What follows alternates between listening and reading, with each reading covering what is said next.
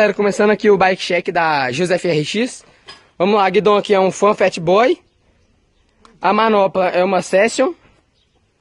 O freio é um Deore. Mesinha Gilles. Caixa de direção Neco, só tem a tampinha da Gilles, mas é da Neco. Suspensão RST Storm. Essa vai ser minha que vem. Aro. É aro de trial, um Alex Rins. Todo furadinho, bonitinho pra caramba. É a raiação inox. Cubo 160, cubo Aces. Disco 160 comum. Freiozinho Deore. Pneu é um Maxxis. Esse aqui é qual? É o Minion DHF. Careca. Careca, mas tudo bem. Eu queria esse pneu careca na minha bike. Pois é, eu também queria.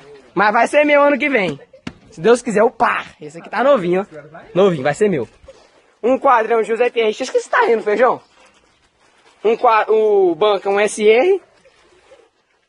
Canote TSW. Abraçadeira, não sei a marca. Pé de vela é um Shimano Alívio integrado. Cara, tudo surrado, credo. Central uma Shimano Halotech. Aqui o guia é um Pro Wheel. Nossa senhora. O guia é um Pro Wheel. O câmbio é um Z daquele naipão.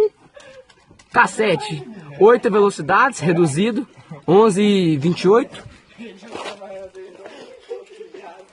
O aro traseiro é um VMAX comunzão. O pneu de trás é um Maxxis Minion DHF também, que vai ser meu também. O disco traseiro é um Centerlock. A pinçazinha do Deore. Cadê aqui o Shimano? O cubozão da Shimano, Centerlock. Olha lá. Eu acho que é só isso, né? Se tiver faltando alguma coisa aí, deixa aí nos comentários aí. E é isso mesmo.